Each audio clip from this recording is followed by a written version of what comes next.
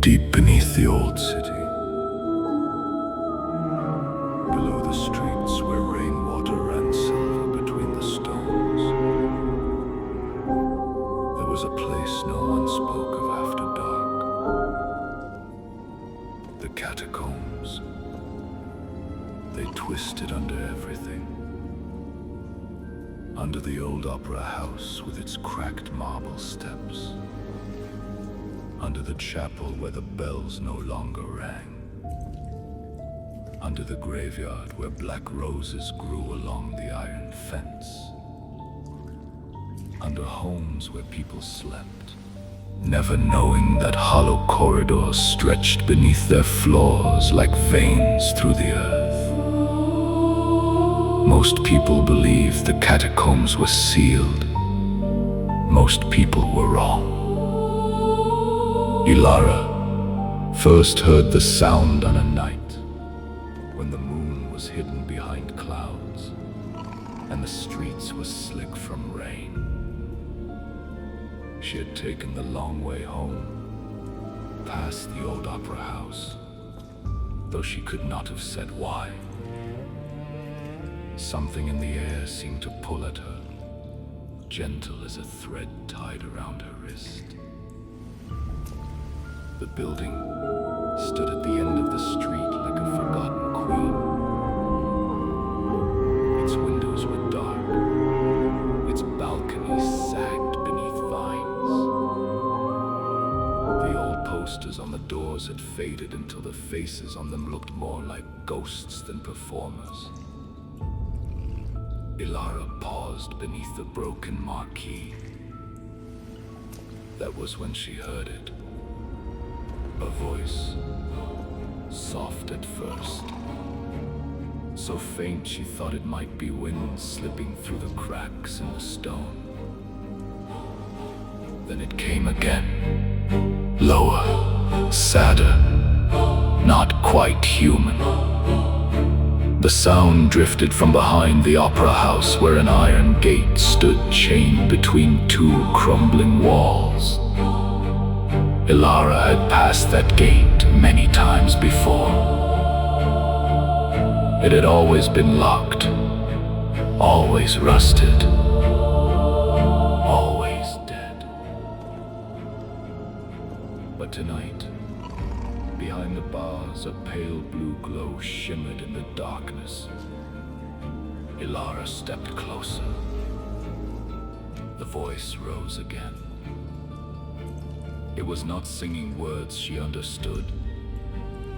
It was more like a melody made of longing, a sound that seemed to remember every goodbye ever left unfinished. It slid through the rain and wrapped around her heart. Before she could stop it, she touched the gate. The chain fell open. Ilara froze. The iron gate groaned inward by itself, revealing a narrow stairway descending beneath the opera house.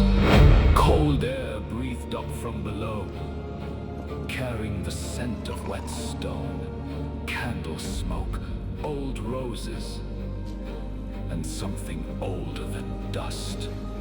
She should have run. Any sensible person would have. Instead, Ilara whispered, "Who's there?" The voice stopped. For one long moment, there was only the drip of water in the dark. Then, from somewhere far below, came the softest sound. A single step.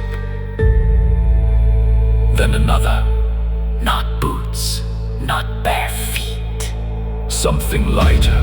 Something careful. Ilara moved to the top of the stairs. The stones were slick. Worn down by years. No one remembered. Candles burned in small wall niches. Though no hand had lit them. Their flames bent away from her as if afraid. She gathered the skirt of a pale lace dress and stepped down. The city disappeared behind her. With every step, the world above grew quieter. The rain faded. The street lamps vanished.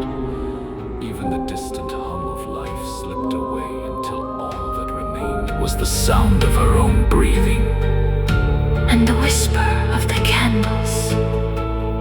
The stairway curved beneath the opera house deeper and deeper, until the walls changed from brick to old black stone.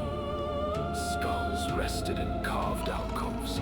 Their hollow eyes watching her pass. Dark roses lay scattered along the steps, some fresh, some brittle with age. Ilara swallowed hard.